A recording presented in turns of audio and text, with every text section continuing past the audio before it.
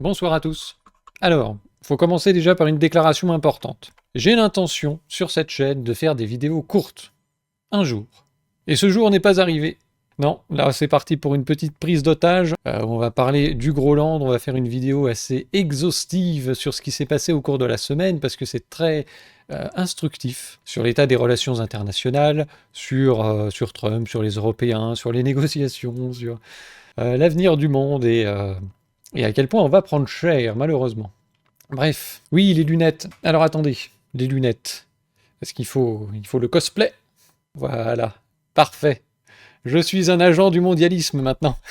Je rejoins le club. Allez les enfants, on va aller défendre la souveraineté du Groenland. C'est parti. On va chier sur Trump.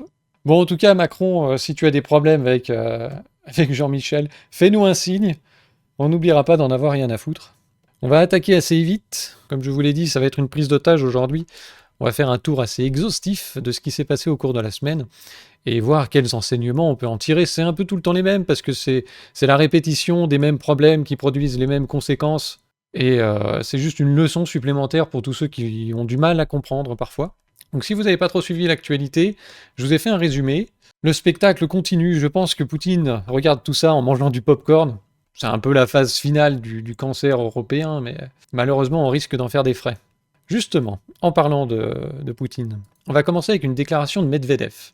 Donc il y a la traduction ici. Le coq gaulois a cacté que si la souveraineté du Danemark était affectée, les conséquences en seraient sans précédent. Oh, qu'est-ce qu'ils vont faire? Enlever Trump? Envoyer une bombe nucléaire sur les États-Unis? Bien sûr que non. Ils vont se chier dessus et abandonner le Groenland, et ça créera un sacré précédent européen. Disons que ce sera juste un précédent de plus. Donc Medvedev a call le pantalon marron pour les Européens. Visionnaire, oui, effectivement. Alors ça n'a pas traîné, puisque Bruxelles a refusé de confirmer que le Groenland est couvert par la clause de défense de l'Union européenne, alors que Trump intensifie les menaces, etc. Le Danemark avait sollicité cette clause, c'est l'article 42, je sais plus trop quoi, on va en reparler un peu plus loin. La présidente de la Commission a refusé, le 14 janvier, de confirmer que le Groenland serait couvert par la clause de défense mutuelle de l'Union européenne. Voilà, bah tiens, justement, il y avait l'article qui était ici. Ursula von der Leyen a dit qu'il y avait beaucoup de spéculations sur ce qui devait être fait, ce qui pourrait être fait, ce qui peut être fait. Donc on n'en sait rien. Voilà, article 42.7 du traité de l'Union européenne, qui prévoit des assistances par tous les moyens entre les États qui feraient l'objet d'une agression. Ils ont fait prout, on va renvoyer ça à des experts, on ne sait pas, voilà. C'est toujours pareil avec l'Union européenne, on ne sait pas vraiment qui décide, hein. Et donc, Kaja Kallas, dont j'avais parlé dans l'épisode précédent, cette estonienne issue d'un tout petit pays dont on évitera d'être trop méchant, mais enfin bon voilà, elle a été propulsée leader mondial, parlant d'égal à égal avec tous les autres dirigeants du monde, et notamment les dirigeants de grande puissance, parce qu'elle s'imagine qu'elle est commissaire européenne, donc responsable elle-même de la plus grande puissance économique du monde, le plus gros PIB, le plus gros marché de consommateurs, on pèse dans le monde, mais enfin bon, elle a quand même expliqué en privé aux parlementaires que vu la situation mondiale, il est peut-être venu le temps de commencer à boire. Voilà les Européens où on en est. Les premières réactions de la Commission européenne, c'est ça. On ne sait pas si on va défendre ce territoire annexe de l'Union européenne, ce territoire indirect via le Danemark. Voilà, on ne sait pas. Et puis, on va picoler et pleurer dans un coin parce que le réel toque à la porte. Et comme ces gens n'ont aucune souveraineté, comment dire, en fait, c'est des fonctionnaires à la con. L'Union européenne est une énorme machine à déresponsabiliser les dirigeants qui occupent tous les postes, que ce soit les chefs d'État ou les dirigeants européens. Et donc, vous avez une myriade de procédures, de votes, de commissions, de sous-commissions, de parlements, de commissions, de conseils européens, etc., qui sert en fait à déresponsabiliser les gens dans une longue procédure, où à chaque étape, différents groupes ou individus ont un pouvoir de décision, pour à la fin aboutir sur quelque chose. Donc personne ne fait de politique dans ce truc-là, si bien que quand il faut réagir à ce genre d'événement, ils sont complètement démunis, ils savent pas ce qu'il faut faire, ils voient bien qu'il y a un problème, qu'il faudrait réagir, mais c'est pas dans leurs attributions. C'est pas à la commissaire européenne, à la présidente de la Commission européenne de décider d'imposer aux États membres d'aller défendre le Danemark. Donc, on va picoler, en fait, on n'a pas tellement d'autres choix, il n'y a pas grand-chose d'autre à faire. Résultat, la responsabilité retombe sur les épaules des différents États membres qui sont invités à réagir, s'ils en ont envie, c'est ça la fameuse clause européenne de défense, j'imagine, Et donc ça a donné ceci. C'est bien ces soldats venus d'Europe. Ça montre qu'on est tous ensemble. D'autres États européens vont rejoindre les 15 soldats français avec des effectifs pour l'instant symboliques. L'Allemagne 13 hommes, la Suède 3, la Norvège 2, les Pays-Bas 1. Le but, envoyer un signal à Donald Trump qui dispose déjà d'une base au Groenland avec 150 soldats et lui montrer que l'Europe sait défendre son territoire. Ça a éveillé quelques moqueries. Alors peut-être qu'il s'agit d'organiser un match de foot ou quelque chose comme ça.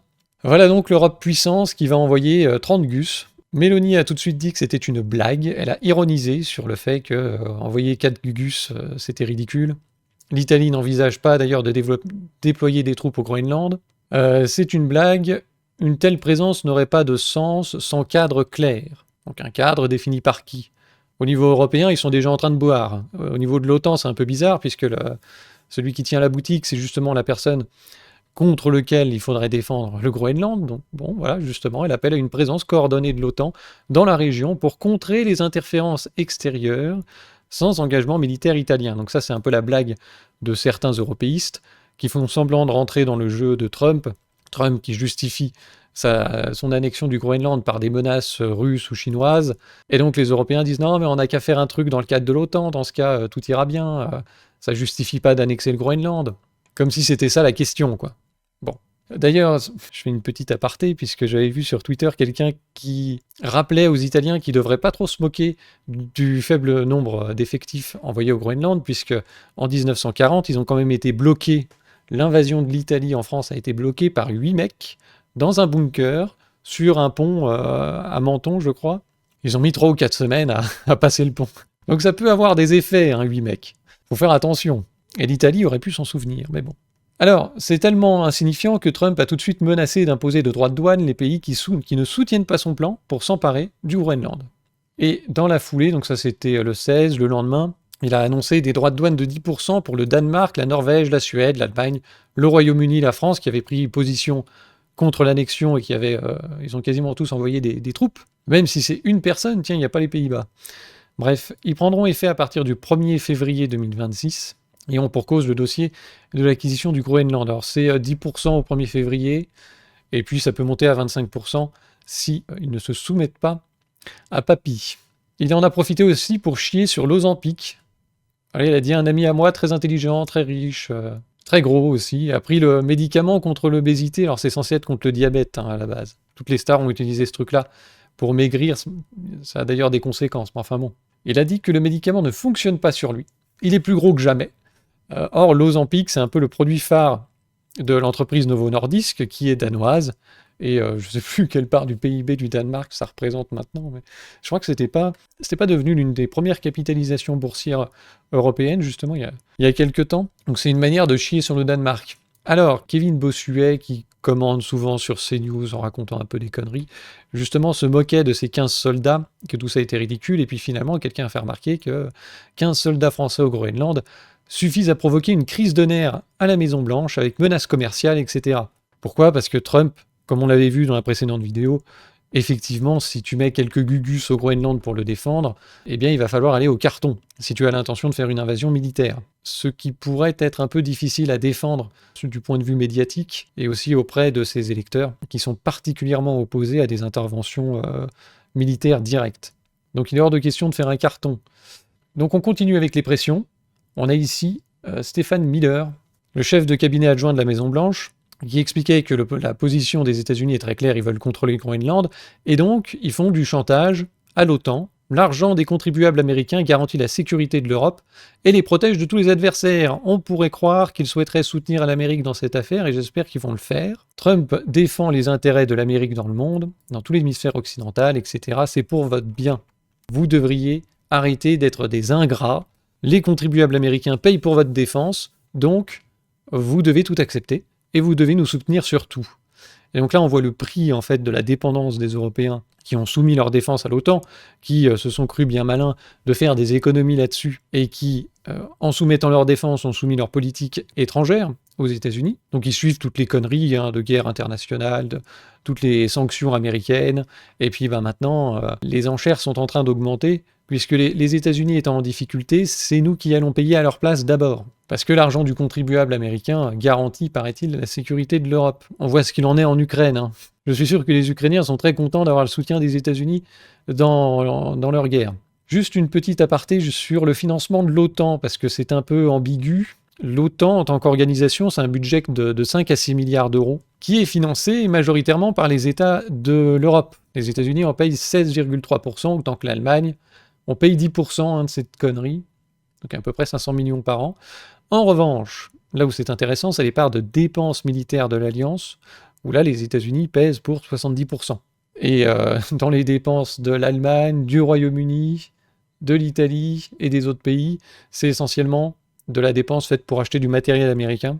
C'est les États clients. Donc effectivement, l'organisation et les frais sont mutualisés, mais sur le plan de la défense réelle, c'est les États-Unis qui payent pour fournir une couverture militaire aux États européens, et en particulier une couverture nucléaire, dont les petits États ne peuvent absolument pas se passer. Le Royaume-Uni, la France ayant l'arme nucléaire et puis des armées encore qui ressemblent un petit peu à quelque chose, on n'est pas autant dépendant que les autres, quoique le Royaume-Uni, leur arme nucléaire dépend des États-Unis. Mais alors la France, nous, on s'en bat un peu les couilles de l'OTAN. Par contre, c'est pas le cas de tous les pays de l'Est qui bénéficient au niveau international du parapluie américain dans leurs relations internationales, notamment vis-à-vis de la Russie. Il y a un certain nombre d'États baltes qui ouvriraient un peu moins la gueule s'ils n'avaient pas le parapluie américain. Mais on va revenir sur tout ça un peu plus loin. En tout cas, cette affaire révèle ce que d'autres dénonçaient depuis bien longtemps, c'est qu'on a affaire à un racket des États-Unis, parce qu'on est progressivement devenu dépendant, pas seulement sur les questions de défense, mais aussi sur la finance, sur les technologies, sur quoi d'autre encore, sur l'énergie. Ce qui fait que de plus en plus, la marge de manœuvre des États européens pour envoyer se faire foutre les États-Unis disparaît, et on se fait racketter de toutes parts. Et ça commence à sortir dans les médias, où même ce type-là, Yakovlev, qui est un ancien de l'OTAN, qui a fait toute sa carrière à sucer les Américains et à participer à cette soumission des Européens, parce qu'on fait partie de la grande famille transatlantique, n'est-ce pas? Eh bien, il commence à dire, oui, ça fait quand même 25 ans qu'ils nous rackettent. Je suis souverainiste, moi. Vous dites même... Je suis souverainiste, moi. Voilà, vous dites même... Je suis pas souverainiste, bon. Avant Trump, n'est-ce pas? Avant Trump, c'est déjà, selon vous, la situation. Ça fait 25 ans que, sous prétexte de lutte contre la corruption, par exemple, les Américains éviscèrent nos industries. Alstom n'est pas morte toute seule. Technip n'est pas morte toute seule. La soi-disant justice américaine, parce que c'est une justice qui ne va pas jusqu'au tribunal, paradoxalement. Vous voyez, la soi-disant justice américaine est un outil de guerre économique dirigé contre l'Europe. Et l'Europe ne fait rien. Les États, l'Allemagne, la Suède ont refusé de faire quoi que ce soit parce qu'ils partent du principe que, bon, si on veut la protection nucléaire américaine, il faut être gentil, il faut l'accepter. Donc, voilà, donc la France se suicide pour bénéficier d'une protection américaine nucléaire alors qu'elle a l'arme nucléaire. Nos entreprises se font racketter. C'est un racket. Donc, Trump, là, il a sorti un nouveau racket. On va vous faire payer plus de taxes. Mais en réalité, il n'est que l'héritier d'un système de prédation américain. Donc ça, c'était dénoncé depuis longtemps par beaucoup de monde, qui ont été qualifiés d'anti-américains primaires pendant longtemps. Tout le monde s'est foutu de la gueule des souverainistes qui disaient il faut quand même pas aller trop loin. L'extraterritorialité du droit américain, c'est un excès et il va falloir essayer de reconstruire un certain nombre de souverainetés pour pouvoir y résister. C'est ce que font par exemple les BRICS, les Chinois, les Russes, etc. Il y a cette idée de créer un système alternatif puisque les Américains sont beaucoup trop voraces. Et cette politique a été précisément refusée par tous ces gens qui maintenant font les malins sur les plateaux en disant « Oh, ils nous raquettent, personne n'a rien fait ». Et personne ne fait rien encore. Et on va voir justement pourquoi. Alors, on continue.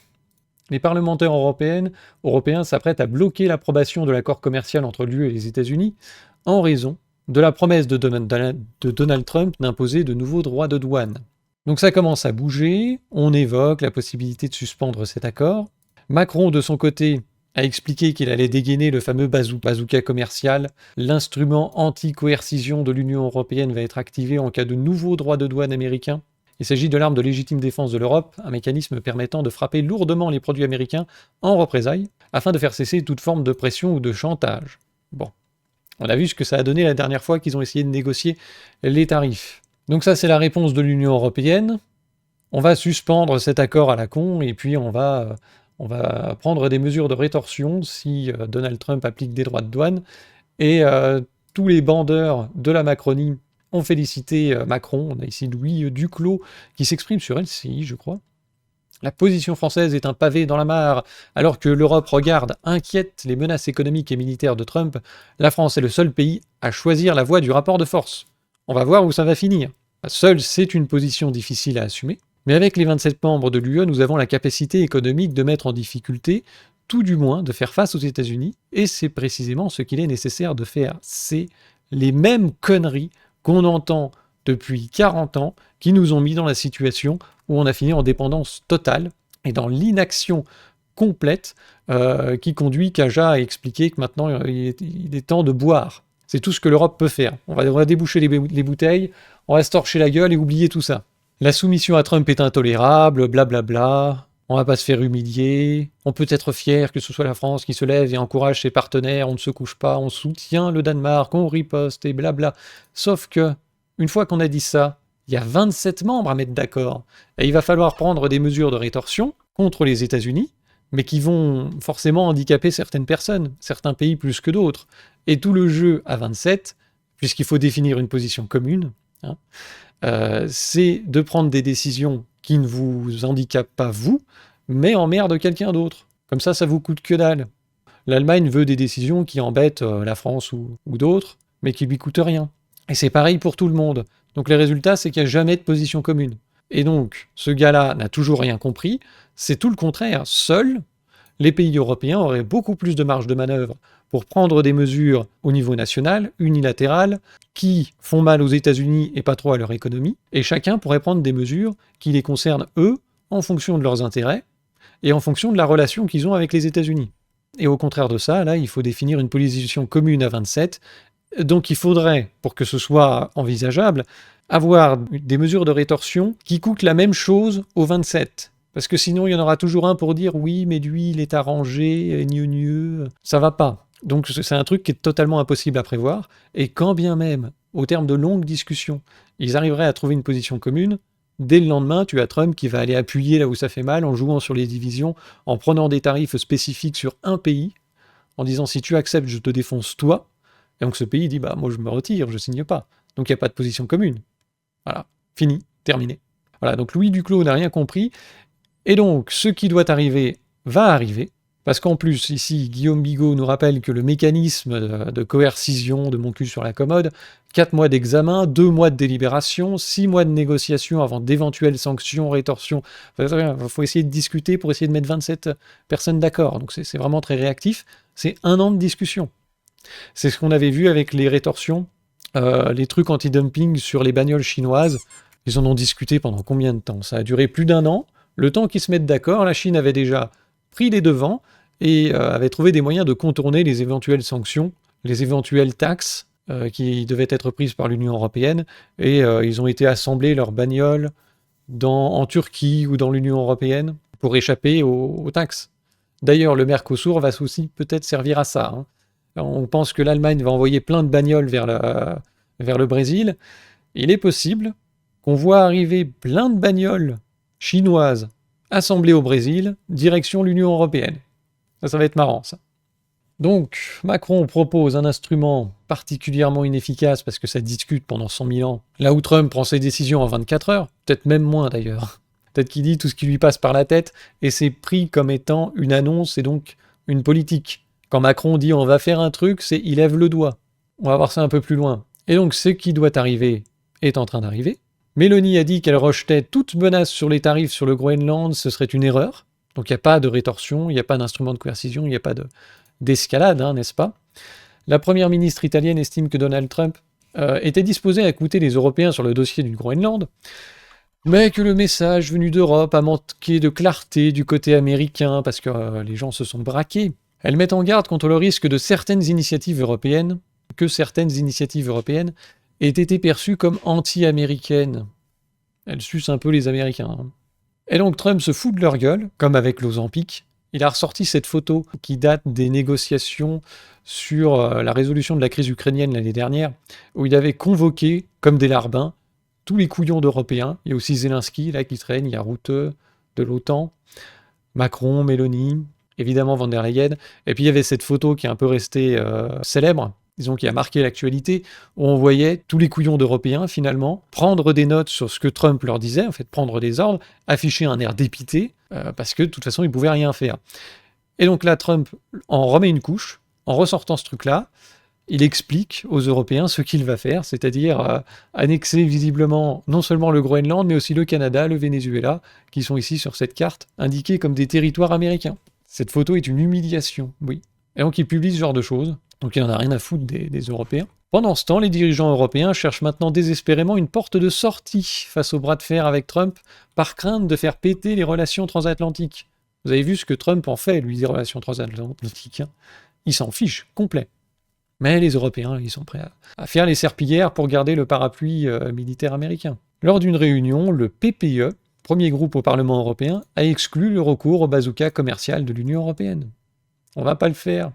Dans le Wall Street Journal, ils estiment que l'Europe est exposée et veulent éviter toute forme d'automutilation politique et économique. Je rappelle que l'année dernière, ils ont été contraints, Ursula a été contrainte de signer un accord commercial particulièrement humiliant puisqu'il fixait des droits de douane à l'Union européenne qui étaient supérieurs à ce que le Royaume-Uni avait obtenu tout seul, à ce que la Suisse avait obtenu toute seule, et s'en bouffaient 15%, alors que tous les produits américains envoyés en Europe n'avaient absolument aucun droit de douane. Voilà, et puis il y avait 2-3 arrangements qui concernaient l'Allemagne pour faciliter les exportations des produits allemands vers les États-Unis, bien entendu. Donc l'Allemagne avait un peu défendu ses intérêts sur ce point-là, et l'Allemagne a un fort intérêt à commercer avec les Américains, puisqu'une large part de son excédent commercial est avec l'oncle Sam. On va en reparler. D'après le New York Times, plusieurs responsables européens privilégient la voie des négociations plutôt que les mesures de rétorsion, donc on a déjà tout abandonné. C'est ce que disait Medvedev, ils vont chier dans leur froc. Résultat, Macron a été renvoyé dans ses buts, il veut réagir un peu plus durement que nous. Le chancelier Merz veut calmer les ardeurs de Macron concernant la riposte contre Trump pour éviter l'escalade. Vous les entendez? Ils ont fait prout. Donc voilà, Merz veut éviter l'escalade. En règle générale, ce sont ceux dans les pays desquels les importations sont destinées qui payent les droits de douane. Donc, dans ce cas, ce seraient les contribuables américains qui paieraient les droits de douane, mais ceci nuirait bien sûr aussi à notre économie, à l'économie européenne, et en particulier à l'économie allemande. Nous voulons simplement essayer de résoudre ce problème ensemble, et le gouvernement américain sait que nous pourrions également réagir de notre côté, hein. Donc on a tout abandonné. On a déjà dit qu'on n'utiliserait aucun des quelques moyens éventuels qu'on pourrait utiliser, mais vous savez, on peut faire un truc, hein, nous aussi. Ah, attention, si ça va trop loin, sans jamais préciser quoi, ni dans quel contexte, puisque la politique commerciale extérieure est déléguée à l'Union européenne et qu'il faut l'accord de tous les pays, ou au moins au niveau du Conseil européen, après c'est relayé par la Commission européenne. Donc on fait quoi? On fait rien, mais on peut faire des trucs, on peut réagir. Le chancelier semble sur une ligne moins offensive qu'Emmanuel Macron. Oh. La France est touchée par les droits de douane américains dans une mesure différente de la nôtre. Voilà. Les intérêts nationaux, vous les avez ici. Des intérêts différents, donc des politiques différentes. Ajoutant qu'il était compréhensible que Macron veuille réagir un peu plus durement que nous, parce que ça toucherait moins la France, puisque nous, on a un déficit commercial avec les États-Unis, on est l'un des rares pays du monde à pouvoir un peu jouer le rapport de force sur les droits de douane, justement, puisqu'on importe plus des États-Unis qu'on exporte. Donc les États-Unis n'ont aucun intérêt à nous taxer. Donc il y a des intérêts qui sont différents, néanmoins, nous essayons et réussirons à adopter une position commune avant un sommet spécial de l'Union européenne jeudi, et puis une éventuelle rencontre avec Trump à Davos. C'est toujours pareil avec l'Union européenne, on peut sortir un bingo. Dès qu'il se passe un truc, on annonce la montagne, il va se passer plein de trucs, on va utiliser tel machin, etc. Tout le monde parle dans tous les sens, puis ensuite tout le monde critique ce que tout le monde a dit, tout le monde fait valoir qu'on va pas faire ce que l'autre a dit qu'on allait faire, et puis à la fin, oui, non mais on va essayer de faire une position commune. C'est toujours pareil, 90% de l'énergie dépensée, du temps dépensé, sert à réunir les 27 glandus dans une salle pour essayer de faire un papier commun. Il ne s'agit pas d'avoir de la portée, de l'efficacité dans les mesures, il s'agit qu'elles soient communes. C'est tout. L'Union européenne cherche à tout prix à afficher l'unité. Il ne s'agit pas de défendre le Groenland. Il faut avoir une position commune. C'est presque tautologique, quoi. La Commission a prôné le dialogue plutôt que l'escalade. L'Union européenne dispose d'outils et est prête à réagir si le président américain venait à mettre ses menaces commerciales à exécution. Bah non, puisqu'ils ont déjà dit qu'ils s'en serviraient pas. En parallèle de la recherche d'une solution diplomatique, les pays ont effectivement demandé à la Commission d'examiner les différentes ripostes envisageables. C'est le moment d'y penser. Le président Macron a notamment fait savoir qu'il comptait demander l'activation de l'instrument anti-coercition de l'Union européenne en cas de nouveaux droits de douane américains. Ça, c'est ça l'Europe puissance. Les responsabilités sont diffuses dans des procédures, comme je le disais tout à l'heure, et puis, quand il se passe un truc, au lieu de réagir, on lève le doigt. Est-ce qu'on peut activer l'instrument anti-coercition, s'il vous plaît? Attendez, on va faire une réunion intergalactique à 27, sortez les tenues d'apparat, on va envoyer les voitures de fonction, et puis on va essayer de discuter dans 22 langues différentes, je crois, de la possibilité de peut-être faire un truc, mais il faut que ça embête personne. Et c'est ça l'Union européenne. Alors le résultat, c'est le grand prout. L'Allemagne, sous le choc du chantage des États-Unis, le chantage aux droits de douane, a retiré ses soldats du Groenland. Voilà, les 15 soldats allemands ont mis les bouts sans explication au bout de 2 jours. L'ordre de départ a été donné ce matin à Berlin, sans communication ni annonce officielle. On va éviter de s'apesantir là-dessus et de trop en dire. Et donc ils sont repartis en Boeing 737 civil d'Iceland Air, faute de moyens de projection de l'armée allemande. Pas mal, hein? C'est allemand. Donc le lendemain du départ des Allemands, c'est les Hongrois qui disent « C'est pas une question qui relève de l'Union européenne, c'est notre position », a affirmé le ministre hongrois des Affaires étrangères qui a fait savoir que la Hongrie ne souhaitait pas une déclaration commune de l'UE. Voilà, la chose est réglée. Nous considérons qu'il s'agit d'une question bilatérale qui peut être résolue par des discussions entre les deux parties. Je ne pense pas que ce soit une question qui relève de l'UE. Et puis on ajoute ici, parce qu'on est sur Libé, le premier ministre d'extrême droite du pays, Viktor Orban, est un fervent pro-Trump et pro-russe. Oui, on va peut-être pas faire à ce compte-là une Union européenne à 27. Je vous donne un conseil si vous voulez foutre par terre la Chine. Vous faites l'Union asiatique, réunissant les 27 pays autour de la Chine, avec le Japon, la Corée, l'Indonésie, machin. Ce serait probablement, si en plus ils mettent l'Inde dedans, c'est quoi? C'est 80% de la population de la planète là-dedans? L'écrasante majorité de la croissance mondiale est dans cette région. Ce serait vraiment une zone formidable sur le plan économique, et puis économique, puisqu'il n'y a que ça qui compte. Mais alors, je peux vous dire que quand vous aurez le Bangladesh qui aura autant de poids dans cette union asiatique pour définir une politique économique, militaire, étrangère, pour définir une politique commune sur tous les aspects, que le Bangladesh aura autant de poids que la Chine, vous pourrez voir que ce sera plus du tout un problème, la Chine. Donc là, c'est pareil. La France, l'Allemagne, etc., qui pourraient avoir des points forts, sans doute mieux jouer leur partition de leur côté que dans ce merdier à 27, eh bien en faisant l'Union européenne, on se soumet à la décision du Luxembourg, de la Hongrie, de divers pays qui ont des intérêts différents, et puis qui peuvent bloquer des processus de décision. Résultat, on ne fait jamais rien. On ne réagit jamais à rien. Plus personne n'a de légitimité à faire quoi que ce soit. Et comme je l'avais dit, les Européens se sont déjà fait éclater avec l'accord sur les tarifs douaniers signé par Ursula, qui a été une humiliation totale pour l'Union européenne, et tous les pays membres ils ont fait semblant de dire que c'était un bon deal. Finalement, c'est moins pire que prévu, alors ça va. Ça a été ça la morale du truc. Enfin, est-ce qu'ils ont réagi? Est-ce qu'ils ont défini une politique pour pouvoir renforcer leur rapport de force avec les États-Unis? Ils n'ont rien fait. Le résultat, c'est qu'il ne se passe rien. Alors, il y a quand même eu un truc qui a été décidé, c'est que l'Europe a gelé justement ce fameux accord. Après les menaces de Trump sur le Groenland, ils ont gelé le processus de ratification. Ils l'ont suspendu. C'est ça la grande politique de l'Union européenne. Vous savez, cet accord humiliant qui est unilatéral, eh ben on l'appliquera plus tard. Ouh. Ils l'ont pas supprimé. D'ailleurs, ils ne le peuvent pas. Et d'ailleurs, ils ne le veulent pas. Comme disait Ursula, un accord est un accord.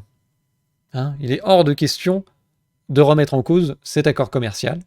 On va simplement le suspendre de quelque temps, le temps que cette affaire se tasse, pour faire bon genre. C'est tout. C'est la seule réponse que l'Union européenne a apportée sur le plan concret. De son côté, alors le Danemark, alors ils ont même fait prout sur l'envoi des troupes, vous savez, les 15 Gus.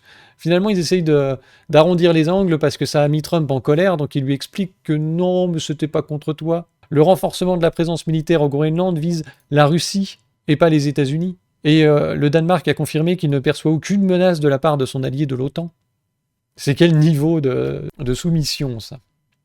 Donc là, c'était le 17 janvier. Quelques jours plus tard, ils ont quand même envoyé un peu plus de personnel au Groenland. Donc ils essayent de se cacher derrière le narratif, les fausses excuses de Trump parlant de sécurité nationale et évoquant la possibilité que le Groenland soit envahi par la Russie. Voilà, si le Groenland était attaqué par la Russie ou une autre région, nous serions entraînés dans le conflit. Il vaut donc mieux agir maintenant, la paix par la force. Les Européens projettent une image de faiblesse, les États-Unis projettent une image de force. Donc ils essayent de rentrer dans ce narratif comme si c'était ça le sujet. L'OTAN peut tout à fait protéger le Groenland d'invasion russe. Et en Kajakala, c'est là-dessus aussi. La Chine et la Russie doivent se réjouir. Ce sont elles qui tirent profit de nos divisions entre alliés. Donc ils en sont finalement à pleurnicher. Arrêtez de saboter la formidable communauté transatlantique. Si la sécurité du Groenland est menacée, nous pouvons traiter cette question au sein de l'OTAN. Les droits de douane risquent d'appauvrir l'Europe et les États-Unis et de nuire à notre prospérité commune. Nous ne pouvons pas non plus laisser notre différend nous détourner de notre tâche principale, qui est de contribuer à mettre fin à la guerre menée par la Russie contre l'Ukraine.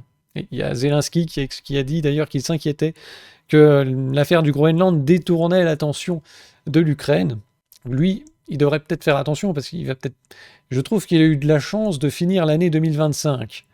Mais ça, c'est un autre sujet. Donc ils font semblant d'accorder du crédit à cet argument des États-Unis, de Donald Trump, qui est en fait complètement bidon. D'ailleurs, la Chine passe son temps à répéter que les États-Unis devraient arrêter d'utiliser la menace chinoise, la prétendue menace chinoise, pour poursuivre ses intérêts égoïstes.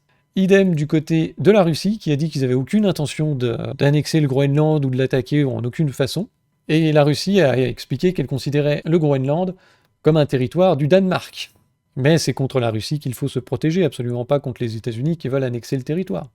On poursuit. C'est un petit peu le merdier, il faut que j'essaye de garder le fil. Oui, on poursuit avec Trump qui considère que les Européens sont des larbins et qu'il est temps finalement de finir la mission de pillage des couillons d'Européens. Donc il a envoyé une lettre au Premier ministre norvégien. Il lit sa frustration, sa volonté de voir l'OTAN agir pour les États-Unis et d'obtenir un contrôle américain total du Groenland. Donc on va lire cet extrait. Cher Jonas, considérant que votre pays a décidé de ne pas me décerner le prix Nobel de la paix pour avoir empêché plus de 8 guerres, je ne me sens plus obligé de penser uniquement à la paix, même si elle restera toujours prédominante. Mais je veux désormais réfléchir à ce qui est bon et approprié pour les États-Unis d'Amérique.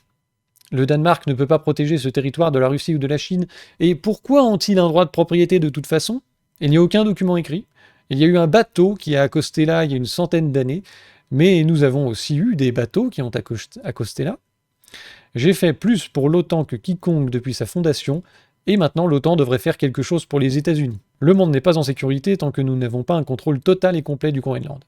Et on voit à travers ça à quel point ils considèrent les Européens comme éternellement redevables. En échange de la protection des États-Unis, finalement, elle commence un petit peu à coûter cher. Et donc là, on a Scott Bessant qui confirme « Les dirigeants européens finiront par comprendre qu'ils ont besoin de la protection américaine. Que se passerait-il en Ukraine si les États-Unis retireraient leur soutien? Tout s'effondrerait !» Et là, c'est particulièrement pervers, puisque c'est les États-Unis qui ont créé le merdier en Ukraine, qui ont poussé l'Ukraine avec la révolution du Maïdan, avec ensuite la guerre dans le Donbass, les accords de Minsk, etc. Ils ont poussé les Européens et les Ukrainiens dans la gueule des Russes, avec le résultat qu'on connaît aujourd'hui. Et maintenant que l'administration a changé de bord et que Trump, il n'est pas forcément pour cette politique, lui, il veut plutôt taper sur la Chine. Et donc, il préférerait voir la Russie s'éloigner de la Chine. Donc, pour ça, il faut mettre fin au merdier ukrainien. Et précisément, les États-Unis de Trump se désengagent complètement du merdier qu'ils ont créé, que l'administration précédente en particulier a créé. Donc, c'est particulièrement dégueulasse, puisque c'est les États-Unis qui ont créé le merdier en Ukraine, et maintenant, ils laissent les couillons d'Européens avec les problèmes, et je crois que Trump en a rajouté une couche, justement. Il a expliqué que l'Europe devait se concentrer sur l'Ukraine et laisser le Groenland. Il en a profité aussi pour dire qu'il ne savait pas encore si il allait utiliser la force pour s'emparer du Groenland. Donc on a affaire ici, un peu la fin de partie pour les couillons d'Européens, qui se sont crus malins finalement de se soumettre aux Américains, pensant participer à une grande communauté internationale, alors que les Américains les ont toujours traités comme des larbins.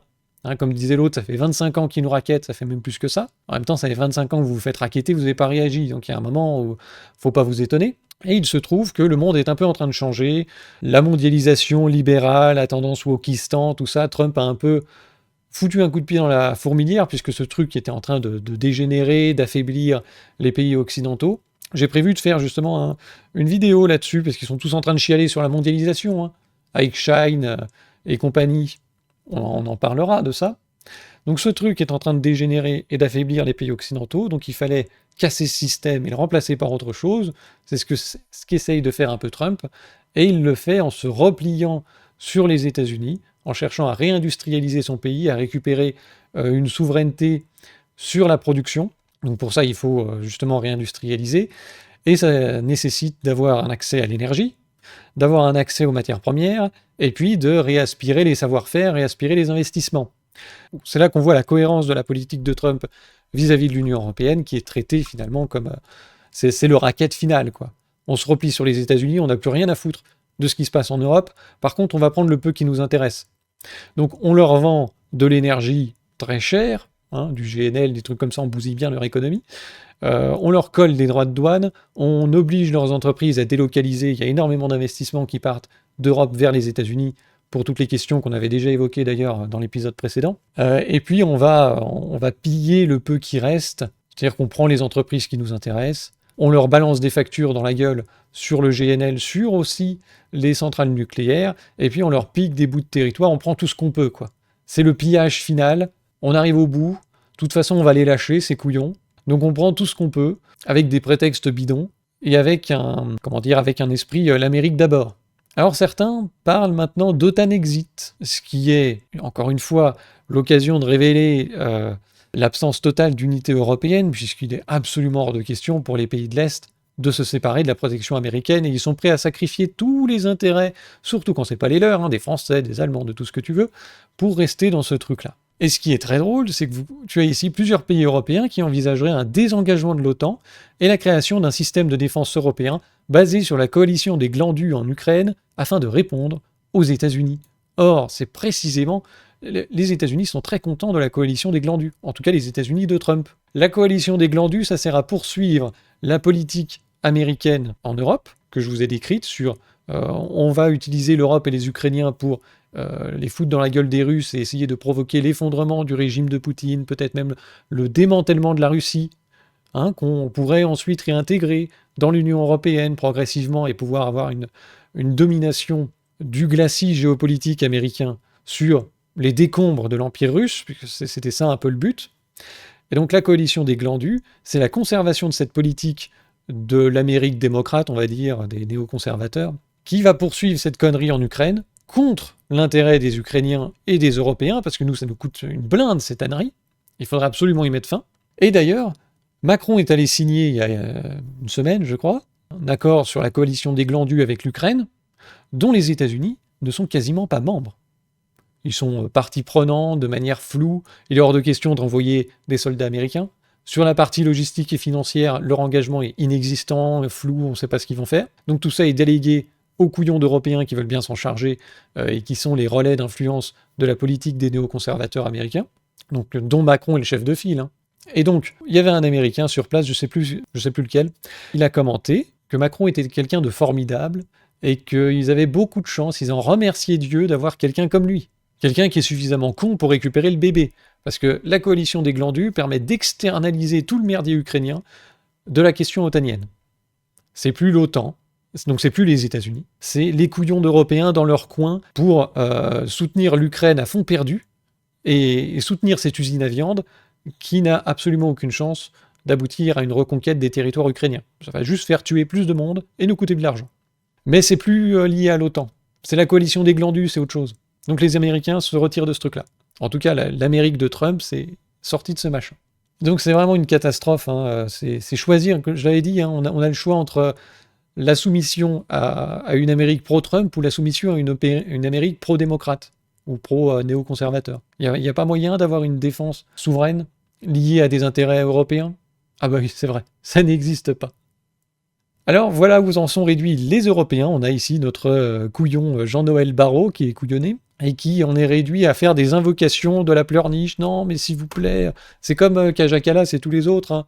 Non, mais ensemble, on peut s'en occuper. Hein, si la Russie ou la Chine veut attaquer le Groenland, Vaut mieux faire un truc dans le cadre de l'OTAN. Ils font semblant de ne pas comprendre, ils essayent de supplier, de ramener l'autre à la raison. Il en a rien à péter. Il veut mettre la main sur le Groenland, on verra pourquoi. Et donc il a fait cette déclaration.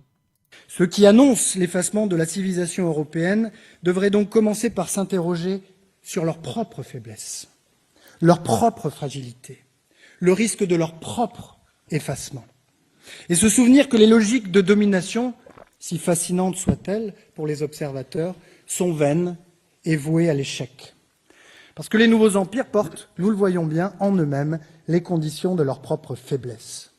Non seulement les grandes puissances ont leurs propres fragilités internes, qui sont largement documentées, je n'y reviens pas, mais l'histoire nous instruit que chaque fois qu'une nation a cherché à étendre démesurément son influence, son empreinte économique ou son territoire au détriment des autres, elle a fini par tout perdre, aveuglée par son hubris.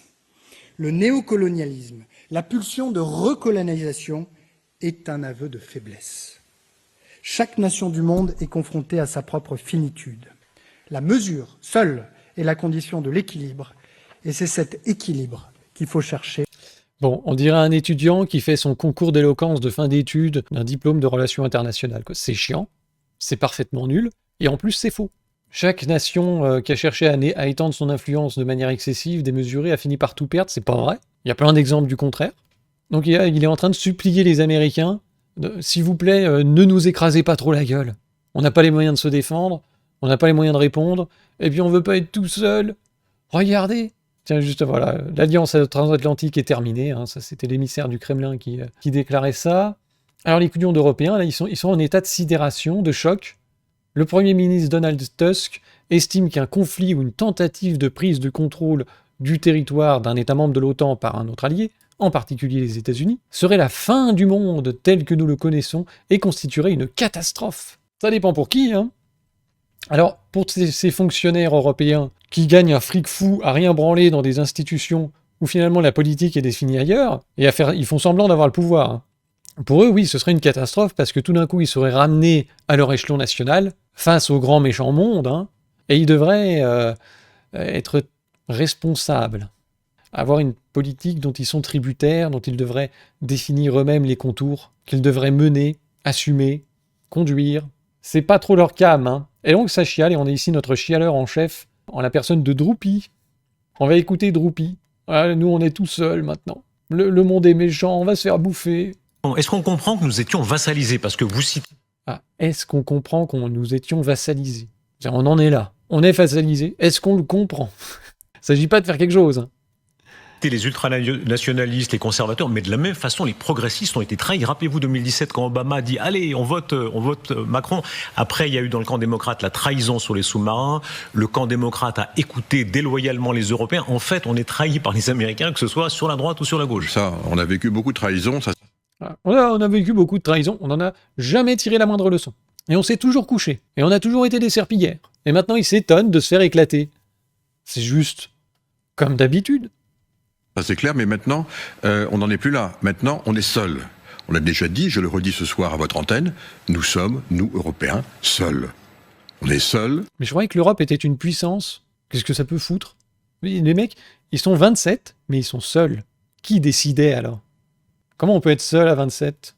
Qui était l'adulte dans la pièce? C'est marrant, ça. Et on ne nous aime pas en dehors d'Europe. Bon, je ne veux pas couper sur chaque mot, mais là on a vraiment la quintessence de la xénophobie européenne. On est tout seul, on nous aime pas hors d'Europe. Le grand méchant monde. Vous vous rendez compte? Les Chinois, les jaunes, les Arabes, les machins, tout le monde va venir nous bouffer. Si on n'a pas la protection des Américains, on est foutu. Donc il faut qu'on en prenne conscience. Ça veut dire qu'effectivement, en ce qui nous concerne, bien sûr qu'il faut réagir.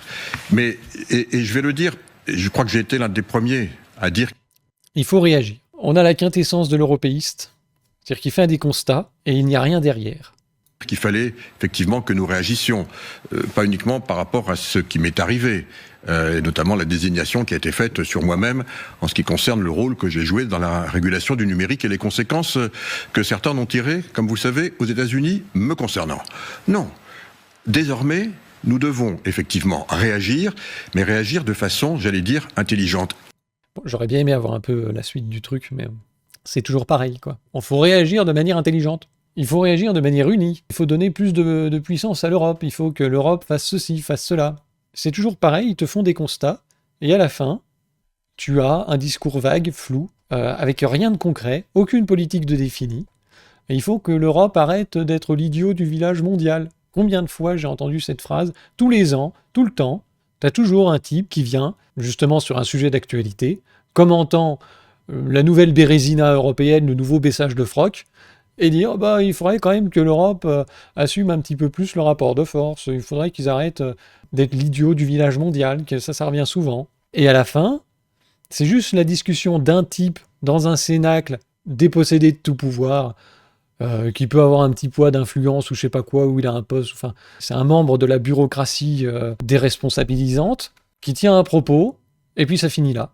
Et il n'y a jamais de politique définie, de toute façon, ils peuvent pas en faire à 27. Donc ils en sont à pleurnicher, et à dire, maintenant que les Américains veulent plus nous dire quoi faire, quoi penser et quoi dire, on est seuls. On est 27, mais on est seuls. Et tout le monde nous déteste. Qu'est-ce qu'on va devenir? Faut qu'on réagisse de manière intelligente. Alors, une des manières intelligentes de réagir, ça a été, pour certains, d'élargir le spectre des discussions. Et certains, en coulisses, veulent reprendre le dialogue avec Poutine.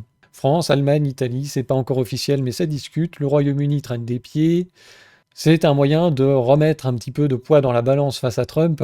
C'est peut-être aussi pour ça que Macron a déclaré à Davos que la Chine devait faire des investissements en Europe, que la porte était grande ouverte. Emmanuel Macron a proposé l'organisation d'un G7 avec la Russie. D'ailleurs, Trump lui a un peu chié sur la gueule puisqu'il a publié les SMS assez pitoyables que Macron lui a envoyés. Allez, viens, on fait un G7, on peut faire de grandes choses. Je comprends pas ce que tu fais avec le Groenland. Viens, on va parler avec les Russes et machin. Bon, c'était un G7 organisé la veille pour le lendemain. Enfin bon, c'était un peu grotesque. Ça n'a pas eu lieu. De son côté, Poutine a affirmé que l'Europe reprendra progressivement des pourparlers constructifs avec la Russie. Nous sommes ouverts à une coopération mutuellement avantageuse avec tous les pays sans exception. Le pragmatisme des relations internationales, c'est-à-dire que même après la grande boucherie entre l'Ukraine et la Russie, à la fin, on reprendra le business comme avant. Je parlais de la Chine, justement, le Canada est un petit peu en avance sur cette question, puisque Trump a eu des propos envers le Canada pas très sympathiques. Ils ont appliqué, je crois, des droits de douane de 35%, menace d'annexion avec le 51e État. La question du Groenland les touche aussi, puisqu'il finirait par être un peu encerclé par les États-Unis. La réponse du Canada, ça a été des protocoles d'entente avec Pékin. Aujourd'hui, la Chine dépasse les États-Unis comme premier acheteur de pétrole brut. Peut-être que le Premier ministre du Canada va se faire enlever par les Américains et que des tankers canadiens vont bientôt être saisis pour lutter contre, je sais pas, la contrebande de sirop d'érable. On trouvera bien une excuse. Tout ça pour faire reculer la Chine. C'est un peu les limites aussi de la politique du plus fort. C'est là aussi où je voulais en venir. J'ai envie de revenir sur ce qu'avait dit CNAFO, qui avait été un peu la porte-parole de cette façon de penser, de considérer que le droit international est une plaisanterie et dont on n'a rien à foutre. Alors, c'est un peu compliqué, parce qu'effectivement, le droit en lui-même ne protège pas, et puis ce droit a tendance à être invoqué à géométrie variable et un peu par tout le monde. Mais enfin, ça sert de base de référence morale dans les discussions internationales, avec des pays qui ont des valeurs et des considérations culturelles, religieuses très différentes. Donc ça permet d'avoir au moins une base commune de discussion pour juger des actes des uns et des autres. Et de temps en temps, on arrive à faire des progrès dans l'humanité au niveau du droit international. Comment dirais-je, de faire reculer, entre guillemets, des formes de barbarie et de faire progresser les droits humains. Je pense par exemple à l'interdiction de l'utilisation de certaines armes, les armes chimiques, les bombes à sous-munitions, des choses comme ça, qui globalement sont respectées dans le monde. Donc il y a quand même quelques avancées qu'on peut mettre au crédit du droit international. Évidemment, je ne pense pas que qui que ce soit suffisamment bête pour considérer que, puisqu'il y a un droit international, ce n'est plus la peine de s'armer, de penser à sa souveraineté, à son indépendance, à part peut-être quelques couillons d'Européens, mais ça c'est autre chose. Et évidemment, ça n'empêche pas le rapport de force, ça n'empêche pas de se préparer à avoir une défense, comme on disait, erga omnes, contre tout le monde, et contre tout ce qui peut se passer, y compris de soudains retournements d'alliance, des coups de couteau dans le dos de la part de nos alliés, les Américains, qui, on le découvre maintenant, en fait, nous raquettent depuis des décennies. Hein ? Et on ne fait rien pour se préparer à ça. Bon, alors, il y avait Knafo et compagnie qui expliquaient que le monde était une jungle, qu'il fallait être les plus durs, les plus gros, les plus forts. Ben finalement, comme je l'avais d'ailleurs souligné dans la précédente vidéo, ce n'est pas forcément très efficace. C'est bien beau d'être le plus fort, ça ne conduit pas forcément au succès. On le voit par exemple dans les derniers événements, avec Trump au Venezuela. Il a capturé un type, il s'en est félicité. Il a prétendu diriger maintenant le Venezuela et tout régir au Venezuela. Donaldo Trumpo, ça n'a pas duré longtemps. Finalement, le régime est toujours en place, Delcy Rodriguez a pris la suite, et il va falloir discuter avec elle de manière pragmatique. Et c'est justement un journaliste qui lui posait la question, pourquoi vous alignez avec Delcy Rodriguez et non avec Machado?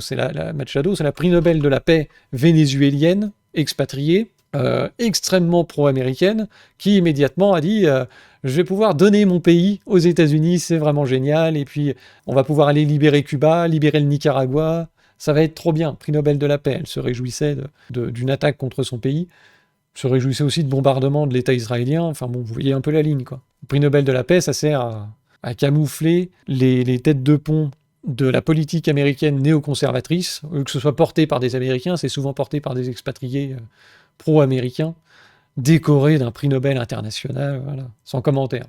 C'est peut-être pour ça d'ailleurs que Trump se focalise sur ce prix Nobel de la paix, c'est un peu pour peut-être se foutre de leur gueule, je ne sais pas.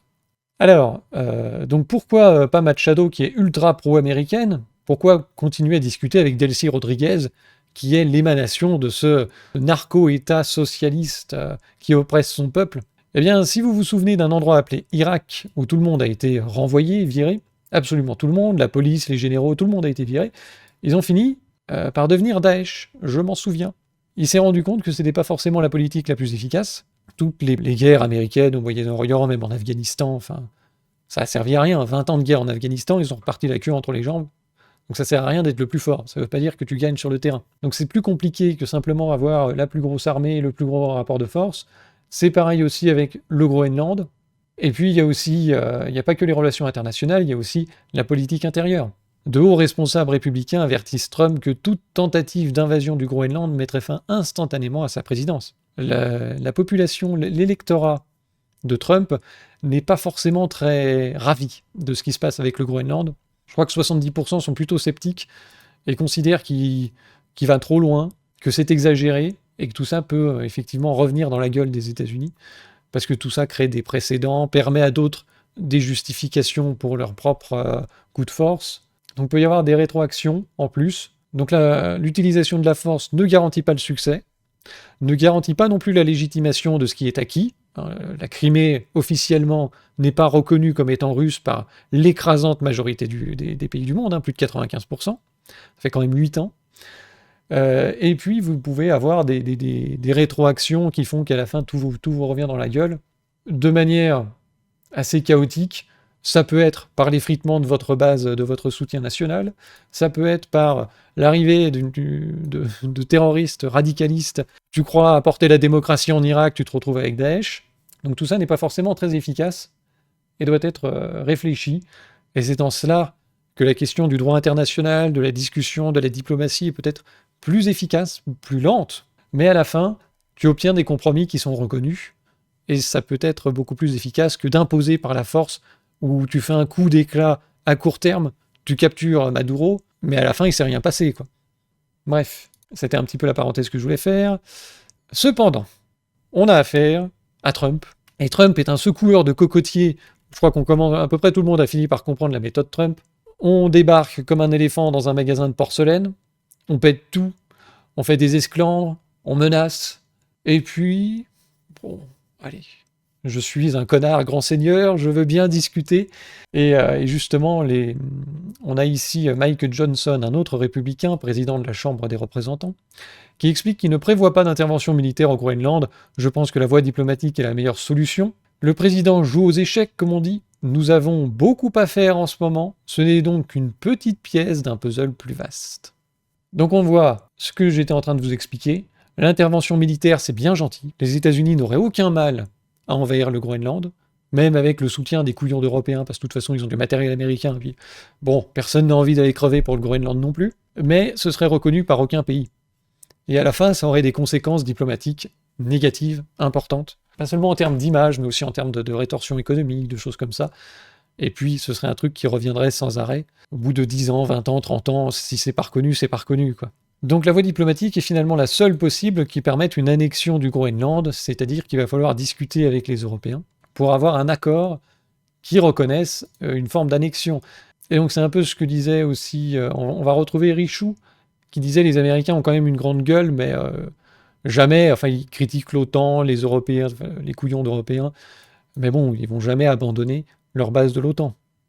Ils ne partiront pas d'Europe. Ils ont trop d'intérêt à rester sur les bases européennes. Ça, c'est un vrai point. Ils vont rendre Rammstein, ils vont rendre l'ancrage de la 6e flotte à Naples, ils vont rendre Solenzara, ils vont rendre tout ce qui leur permet d'intervenir au Moyen-Orient tranquillou, comme relais en venant des États-Unis. Absolument pas. Ils ne partiront jamais. Tout ça, c'est du bluff. C'est absolument du bluff. Ils n'ont aucun intérêt à retirer leurs soldats. Et il y a autre chose par rapport à votre remarque sur les États-Unis qui serait un meilleur protecteur. Trump ne vient pas prendre le Groenland pour être protecteur. C'est un prédateur. Vous lui cédez le Groenland, vous verrez ce qui suivra.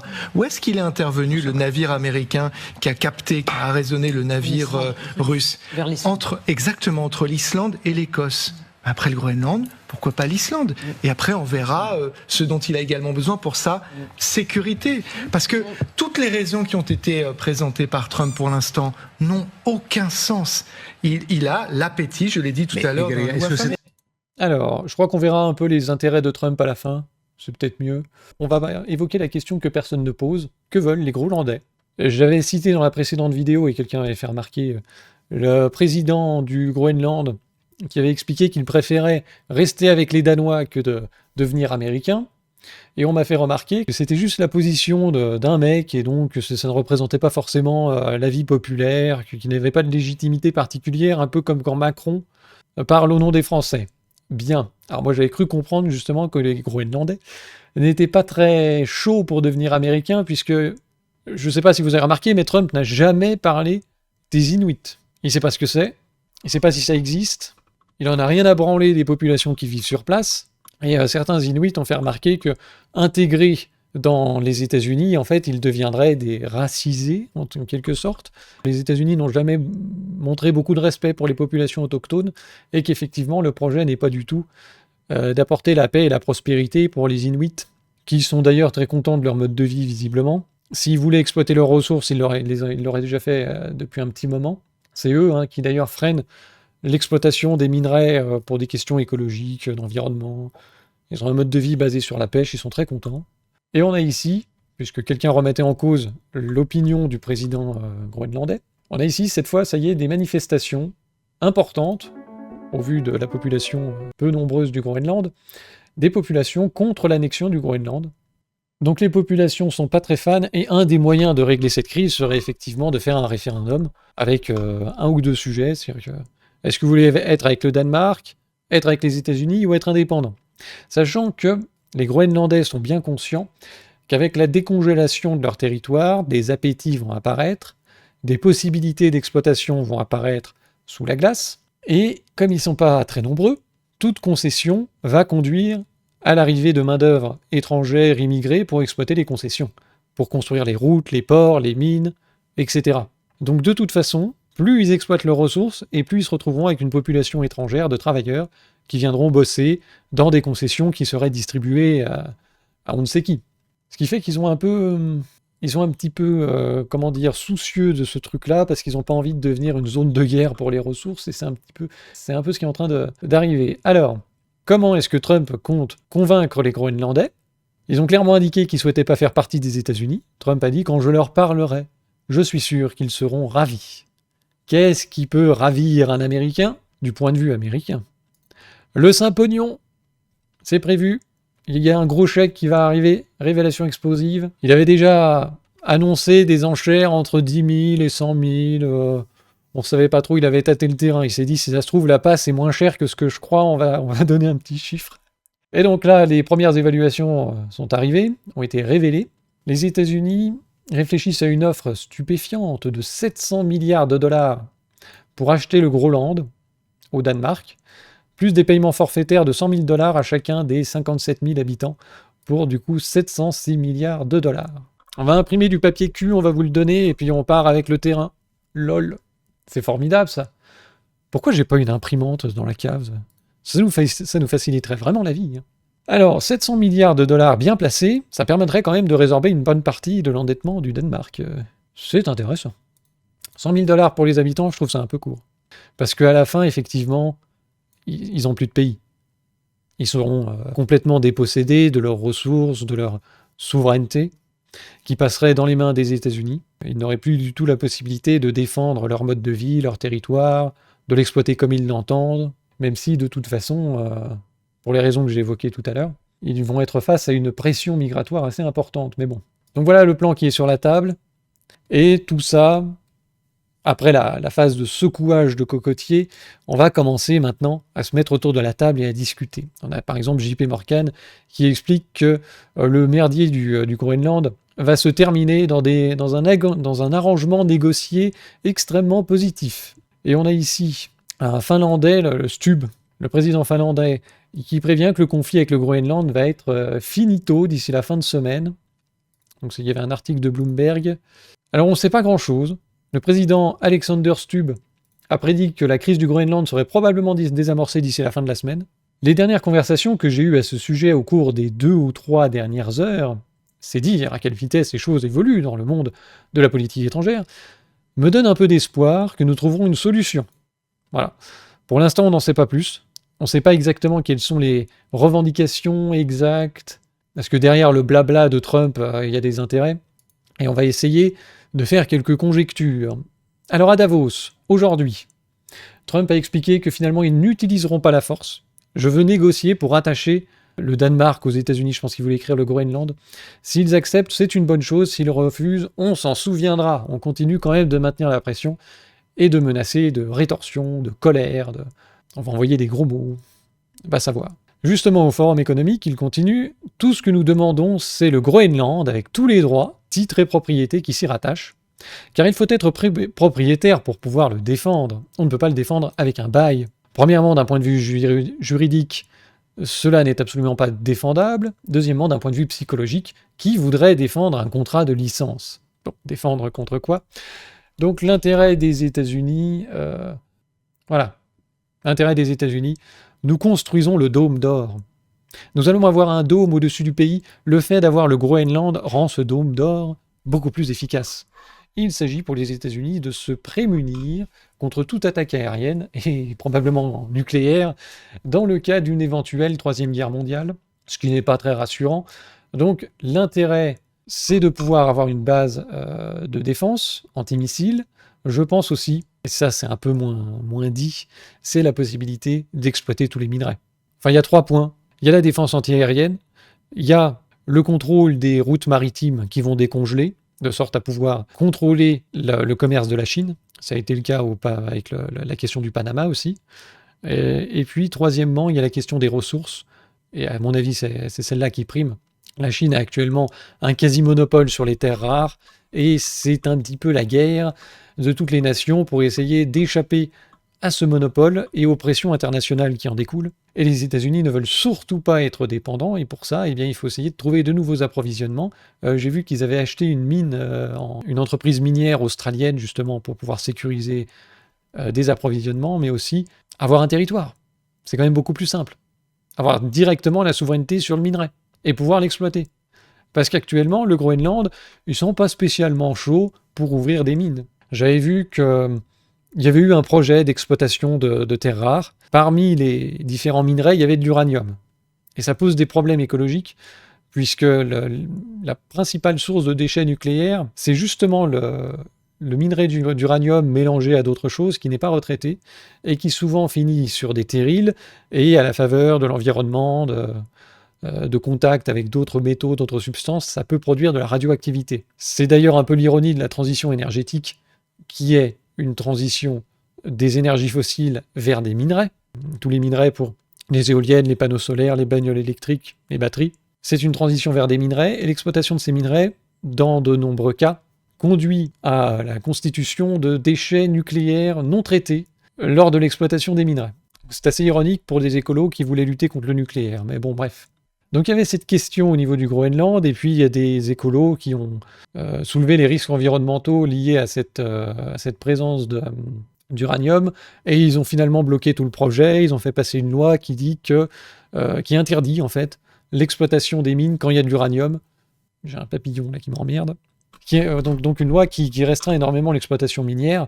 Donc c'est toute la question qui emmerde en fait les États-Unis, parce que théoriquement, ils ont la possibilité déjà de faire une base aux États-Unis, d'exploiter les ressources, d'explorer les ressources. Mais tout ça, à mon avis, se fait quand même dans le cadre des lois du Groenland. Ils peuvent pas faire tout ce qu'ils veulent n'importe comment, en n'ayant rien à foutre des lois locales et de la volonté des gens. Donc il faut la souveraineté sur ce territoire pour appliquer les lois des États-Unis. Et là, ce sera drill baby drill, ça va creuser à fond. Là. Donc je pense que c'est ça, c'est à la fois pour pouvoir donner toute la souveraineté des États-Unis sur l'exploitation des matières premières, et surtout, empêcher toute concession qui serait donnée à la Chine, puisque je pense que l'intérêt d'une politique indépendante du Groenland serait de distribuer des concessions à un petit peu tout le monde, de sorte à éviter de faire des jaloux qui mèneraient des politiques de déstabilisation pour mettre la main sur les ressources. Alors le problème, c'est qu'il y en a qui ne veulent pas partager, et par exemple les États-Unis, puisque, comme je l'ai dit, la Chine ayant déjà la part du lion sur le marché des minerais et des minerais rares, et de leur raffinage, on va pas en plus leur laisser une partie du Groenland. Donc c'est surtout ça la question, et c'est pour ça qu'ils veulent absolument la souveraineté sur ce bout de terrain. En tout cas, tout ça nous amène à la conclusion sur les couillons d'Européens. On a ici Poutine qui nous dit qu'ils vont baisser leur froc. Vous verrez, ça va se produire bientôt. Ils se tiendront tous au pied du maître et remueront doucement la queue. Tout se mettra en place. Donc on arrive un peu à la résolution finale. Trump a secoué le cocotier, on commence à se mettre à la table des négociations, et on va discuter de la manière dont, pour la sécurité du monde et des Européens, Trump va pouvoir mettre la main sur le Groenland. Donc on va voir s'ils vont baisser leur froc. Et on arrivait, comme je vous le disais tout à l'heure, à la phase finale du pillage des couillons d'Européens. Les États-Unis sont dans une difficulté, sont dans une mauvaise passe, c'est nous qui allons payer. On va se faire saigner économiquement, on va leur envoyer plein de fric à travers des achats d'énergie, du GNL, mais aussi, regardez ce qu'on a ici, le nucléaire. On va aussi leur envoyer toutes nos entreprises, on va payer plus pour notre défense, on va payer à leur place pour le merdier ukrainien, on va augmenter le budget de l'OTAN, c'était le budget pour la défense. Parce que c'est pas simplement de payer pour le budget de l'institution, c'est aussi pour le matériel, pour les soldats, pour tout ça. Donc à la fin, on va acheter beaucoup plus de matériel américain.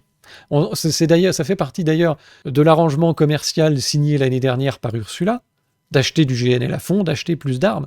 Je ne sais pas si Ursula a le mandat pour négocier ce genre de choses, mais en tout cas, personne n'a bronché et personne n'a quitté l'Union européenne. Donc on accepte. On leur file aussi du territoire. Ça, c'est vraiment le truc qu'ils peuvent annexer facilement, il n'y a pas grand monde dessus, ça gêne personne. Allez hop, on prend. Ça va pas coûter très cher. Et en plus, on paye en monnaie de singe. Vous voulez des petits bouts de papier vert contre le Groenland? Et alors, on a le clou du spectacle. Est-ce que les couillons d'Européens vont s'émanciper des Américains? On en a un ici. Ça commence un peu à phosphorer. Les discours commencent à changer. On a vu que dans les médias, ça commence à devenir mainstream de dire que les Européens sont les vassaux des États-Unis, que les États-Unis ont pillé le continent avec la complicité de nos couillons d'Européens qui se pensaient très malins, de tout le temps tout abandonner, tout accepter. On constate que ces gens n'ont aucune politique d'indépendance et de souveraineté. Et là, on a le Premier ministre belge, au WEF, qui a dit « Être vassal heureux, c'est une chose. Être un misérable esclave en est une autre. » Ah, Trump est allé trop loin. On veut bien être des serpillères, mais il y a quand même des limites. Faut que le rapport coût-bénéfice soit quand même à peu près positif. Pas pour les populations, hein, pour les dirigeants. Ce système de rien branler et simplement suivre les injonctions des États-Unis et de quelques organisations bureaucratiques mondialistes, l'Union européenne, l'OCDE, l'ONU, et j'en passe. Hein. On fait simplement qu'appliquer leur politique, qui à la fin en fait est définie par les États-Unis. Et puis on empoche le fric sans rien branler. Puis comme on est les plus forts dans cette merveilleuse communauté transatlantique, rien ne peut nous arriver. Maintenant on va être seul à 27, c'est terrible. Donc les Belges, ils sont en train de réfléchir à renoncer à un contrat d'achat de F-35. C'est-à-dire que dans la situation actuelle, ils réfléchissent à refuser. Ça en dit long. Et puis on a ici la Slovaquie qui vient de signer un contrat, un accord de coopération pour acheter des centrales nucléaires aux États-Unis, pour assurer, j'en doute pas, l'indépendance énergétique de l'Europe. On nous rappelle ici que la France contribue indirectement à ce truc-là, puisqu'on distribue de l'argent à la Slovaquie, hein, et à la fin, la Slovaquie achète du matos américain, comme tous les couillons d'Européens, ils ont acheté du matériel militaire américain. On subventionne des États dans les pays de l'Est qui achètent des F-35, puis ensuite, l'Union Européenne n'a pas la capacité d'avoir la moindre souveraineté, donc il faut se coucher.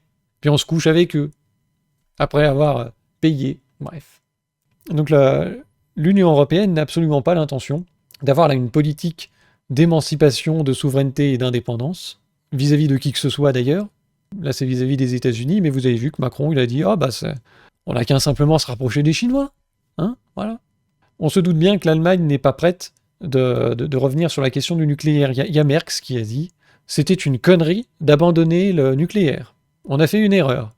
Mais il est hors de question de corriger cette erreur et de recréer une industrie nucléaire. Ils continuent dans leur bêtise et ils continuent aussi à torpiller le développement du nucléaire en Europe, justement pour faire chier les Français.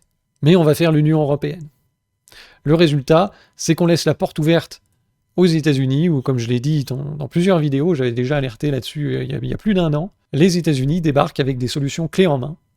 On te fait l'étude de sol, on te construit la centrale nucléaire, on te donne le financement, on te fait les prêts, tout, comme ça rentre pas dans... t'as pas besoin d'aller sur les marchés financiers, on te file l'argent. Tu rembourseras, t'en fais pas. On file l'argent, on forme les gens, on fournit le combustible, on fait l'entretien, tout. Par contre, maintenant, tu nous obéis parce qu'on tient ton système électrique.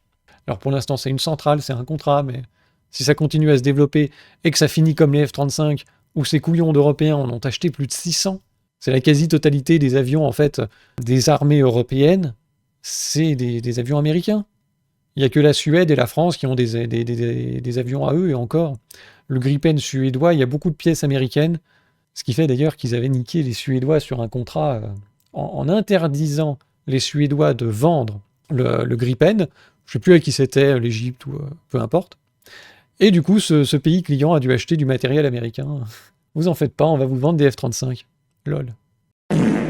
Dernière nouvelle, juste après mon direct, on a appris que Trump a obtenu un accord dans le cadre de l'OTAN, visiblement, sur la question du Groenland. Alors tout n'est pas encore confirmé, les détails sont en discussion, j'ai pas trop vu de remarques du Danemark, mais on a les contours de cet accord.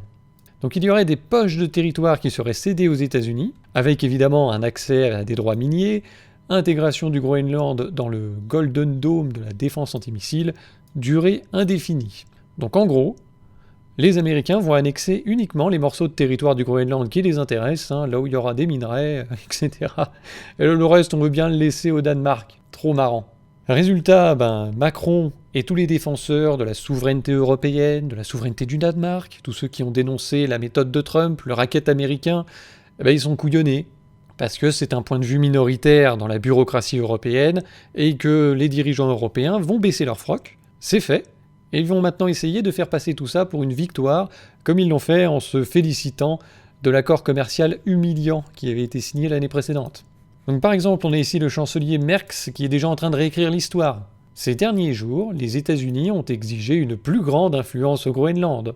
Nous nous réjouissons que les États-Unis prennent au sérieux la menace que représente la Russie dans l'Arctique. Nous en faisons l'expérience quotidiennement. En tant qu'alliés de l'OTAN, nous devons faire davantage. Voilà. Il se cache derrière le narratif bidon de la menace russe ou chinoise pour tout céder aux Américains. Donc en somme, le Danemark protège les ressources du Groenland de l'appétit des méchants russes en cédant tout à l'appétit des Américains. Je pense qu'on est arrivé au chapitre final de l'Europe qui permet de faire contrepoids aux États-Unis, l'Europe qui protège contre le grand méchant monde et toutes ces conneries. C'est bon, on nous en parle plus, on arrête. Ok. On verra quelles sont les évolutions concrètes dans les jours suivants. Donc voilà comment ça finit, c'est une fois de plus la démonstration du blocage européen, de l'absence totale de pertinence de la construction européenne, et du fait que ce truc-là est en train de nous faire crever. Puisqu'on ne peut pas définir une politique commune, on n'en fait pas, puis comme on n'en fait pas, on règle pas les problèmes, et comme on règle pas les problèmes, ils s'accumulent. Et à la fin, ça commence à peser lourd. Entre les problèmes économiques, technologiques, le manque de souveraineté sur à peu près tous les domaines, sur l'énergie, l'approvisionnement en ressources, le retard technologique que l'Union européenne est en train de prendre, la défense, ça commence à faire beaucoup. Ouais, l'Union fait la force, ouais. On est unis dans la médiocrité. Donc on est dans un système autobloquant et on avait nos couillons d'Européens qui pensaient que les nations, c'est finito, c'est la fin de l'histoire, le libre-échange est l'avenir, on est les plus forts, on a gagné sur tout, et puis on va pouvoir aller délocaliser, puisque le communisme s'est un peu effondré, on va aller délocaliser nos usines dans les pays du tiers-monde, pas cher. Ils vont fabriquer nos chaussettes, tous nos merdiers pour 3 francs 6 sous. On va aller polluer là-bas aussi, on délocalise la pollution. Et puis on pourra tout réimporter, et nous on se contentera de faire de la vente, de la finance, du design, de l'innovation, et puis quelques produits de haute technologie. Et maintenant on est complètement dépassé, parce qu'en fait l'innovation se fait dans les usines, et pas tellement dans les bureaux d'études hors sol, de gens qui n'ont jamais vu une usine, qui sont simplement des ingénieurs. C'est assez rare en fait. En général, il faut être au contact du marché, au contact du produit. Et c'est justement en fabriquant qu'on apprend de nouvelles techniques, qu'on voit ce que veut le marché, qu'on peut innover. C'est là qu'est le savoir-faire, en fait, c'est dans les usines. Donc en se désindustrialisant, eh bien, les pays européens sont devenus des pays en voie de désindustrialisation, justement. Et ils sont devenus dépendants de la Chine, qui a très bien mené sa barque dans l'OMC. Mais bon, ça j'en parlerai sans doute plus en détail dans une autre vidéo. En tout cas, ça sent un peu la fin de ce système mondialiste de déresponsabilisation de gouvernements qui sont contents de faire de la gouvernance à travers, comme je le disais, des processus, des procédures, des discussions, des réunions pour faire établir des consensus dans le cadre de blabla international sans fin, qui sont souvent de la dilettante pour rien branler, et qui sont souvent une économie d'échelle pour les entreprises, puisque l'Union européenne, c'est ça. C'est une économie d'échelle pour les entreprises qui n'ont qu'un seul État à corrompre pour appliquer leur politique dans 27 États, qui sont saucissonnés dans des traités de libre-échange, un cadre de plus en plus restreint, qui se limitent à faire ce qui plaît aux multinationales. Ce qui fait qu'à la fin, il n'y a plus de politique du tout, donc vous pouvez voter à gauche, à droite, ça ne change rien. Et puis sur le plan international, c'est les États-Unis qui décident, à travers l'OTAN, qui définit la politique de défense et donc la politique étrangère des couillons d'Européens. Et ils se sont dit, ce système devrait fonctionner encore pendant... Enfin, c'est la fin de l'histoire, quoi. Il n'y a plus qu'à rentrer dans la mondialisation, c'est l'avenir, les nations, c'est finito. Il faut faire ce grand bloc de la communauté internationale qui va diriger le monde. On voit où ça en est aujourd'hui. Alors on verra si l'Union européenne continue de survivre une fois de plus à ce coup de boutoir, puisque la non-pertinence du projet est révélée une fois de plus aux yeux de tout le monde. On va voir si des gens en tirent les conclusions. Le problème, c'est qu'on a une classe politique qui nous a vendu l'Europe pendant 60 ans, un peu plus. Tous les politiciens actuels sont pro-européens. Pour eux, l'Europe, c'est formidable, c'est l'avenir, le Frexit, c'est hors de question. Et on a vu d'ailleurs Thierry Breton maintenant dire « il est paniqué ». Qu'est-ce qu'on va faire tout seul à 27, sans les États-Unis pour nous dire quoi faire? Comment on va gérer toutes les menaces du monde? Tout le monde nous déteste. Il faudrait peut-être se poser des questions sur pourquoi tout le monde vous déteste. C'est marrant parce que le méchant Poutine est mieux accueilli à l'international que les gentils démocrates européens, promoteurs du wokisme et des femmes à barbe. Ça fait plus trop rêver, quoi. L'UE, c'est une secte qui veut faire concurrence au temple solaire et le suicide collectif. C'est des gens, en fait, qui n'ont plus aucune conception de la politique, puisque à chaque fois qu'il y a un problème, ils se contentent de répéter, il suffit de faire l'Europe. Il faut plus d'Europe. Il faut qu'on discute au niveau européen. Et ce n'est que ça. Le résultat, c'est qu'ils sont plus capables de définir une politique nationale objective et indépendante de souveraineté qui viserait à assurer les besoins de base d'un pays, loger les gens. Peut-être une crise du logement en ce moment, qu'est-ce qu'on fait? Nourrir la population, sécuriser l'approvisionnement énergétique, les matières premières, avoir une politique commerciale qui vise à cela justement, avoir une politique d'éducation qui permette l'innovation, l'entrepreneuriat, le développement en fait. Tout ça, ils se sont dit c'est plus la peine de réfléchir de manière objective à ces points-là, on fait l'Europe et tout est réglé. Je sais pas, c'est quasiment de la pensée magique. C'est plus la peine de réfléchir, on fait l'Europe et c'est la réponse à tout. Les problèmes se règlent d'eux-mêmes. Donc je ne sais pas trop comment on va se sortir de ce merdier, puisqu'on a actuellement une classe politique qui est déconnectée, pas à la hauteur, pas formée, qui ne sait même plus ce qu'est une monnaie. Ouais, l'euro c'est génial, l'euro c'est formidable, c'est la paix, c'est la prospérité, c'est le plein emploi. Bon, visiblement ça n'a pas fonctionné. Est-ce qu'on change de braquet? Non, on reste là-dedans. C'est-à-dire que l'euro n'a pas apporté la prospérité, mais ça aurait été pire sans l'euro. C'est ça qu'ils vous disent. Et quand vous évoquez la possibilité d'une sortie de l'euro, de récupérer une souveraineté monétaire, mais vous n'y pensez pas. Ça va être la catastrophe. Ah bon, pourquoi? Vous voulez dire que l'état économique de la France ne permet pas de justifier d'avoir une monnaie correcte? Donc on vit au crochet des autres? C'est ça que ça veut dire, premièrement. Et puis, visiblement, ces gens ne sont pas capables de gérer un pays, de le redresser s'il est dans l'ornière, de mener à la voie du développement. Ils vous disent qu'il faut absolument déléguer ça à quelqu'un d'autre parce que moi j'en suis incapable. Donc s'ils n'ont pas la réponse, parce qu'on les paye pour ça, hein, gérer la monnaie, la défense, la politique commerciale extérieure, la politique intérieure, enfin, c'est pour ça qu'on les paye. Et ils ont tout délégué à des instances supranationales, l'Union européenne, la BCE. Et quand on leur dit ça n'a pas fonctionné, il faut qu'on reprenne notre souveraineté, oula, vous n'allez pas commencer à me confier la monnaie, hein. Si on me confie les responsabilités de base d'un État, je vais tout foutre par terre. Votez pour moi. C'est drôle. Ils veulent la paye, ils veulent le costume, ils veulent les voitures de fonction, les grands cénacles, les passages à la télé où les écoute parler et disserter sur les bienfaits de l'Europe, parce qu'ils n'ont pas tellement autre chose à dire. Mais quand il s'agit d'assumer les responsabilités, il n'y a plus personne. Et là, ils font des grands discours pour expliquer à quel point il faut tout déléguer à tout le monde et ne surtout pas leur confier les rênes. Surtout pas. Vous avez vu la sortie justement de... Allez, en bonus, Bardella. Bardella sur la question des droits de douane que Trump voulait infliger à la France en rétorsion de la politique de Macron qui s'oppose à celle de Trump. Et donc, il voulait taxer de 200% le vin français. Et donc, ils ont demandé à Bardella ce qu'il comptait faire. Écoutez ça, c'est pathétique. Donald Trump est partout. Il menace d'imposer très rapidement des droits de douane de 200%. Comment réagir? Il faut que l'Union européenne comprenne maintenant qu'il faut arrêter la naïveté commerciale. Je vous l'avais dit, nos dirigeants n'ont que ça à dire. Que faire? Oh, faut que les autres s'en occupent. Puis alors, rien de précis. Hein. Oh, faut arrêter d'être les idiots du village mondial, faut arrêter la naïveté.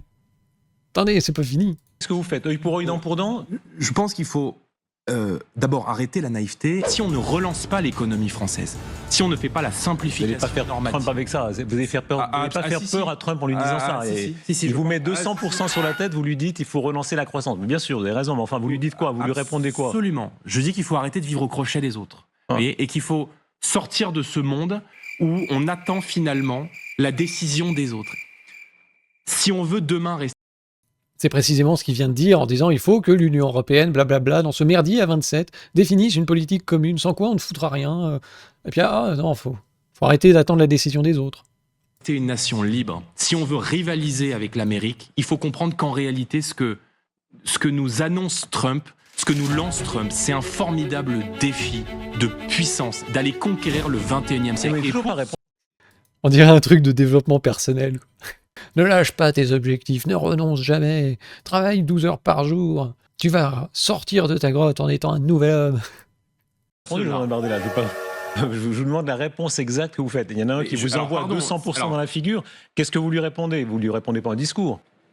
Si. Je vais vous expliquer. Je ne vais pas commenter la décision de Trump d'augmenter les droits de douane et de protéger la filière viticole aux États-Unis.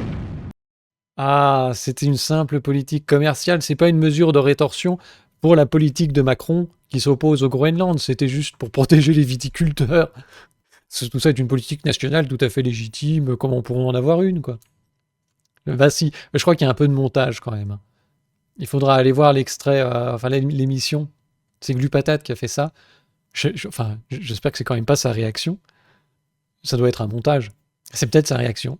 Si, je vais faire un discours. C'est-à-dire, l'Europe doit se reprendre, il faut sortir de la naïveté, il faut qu'on fasse de la croissance, il faut sortir du merdier administratif. Donc là, vous avez l'illustration de ce que je vous dis avec des dirigeants qui sont totalement incapables d'avoir la moindre idée politique. Ils ne savent plus ce que c'est. Ils savent plus ce que c'est un droit de douane, un rapport de force. D'ailleurs, c'est même plus leur boulot. Oh, faut que l'Union européenne s'en charge. Et il y a plein de gens qui veulent voter pour ce con. Enfin, je sais pas où ils trouvent toute cette énergie pour dire si peu de choses.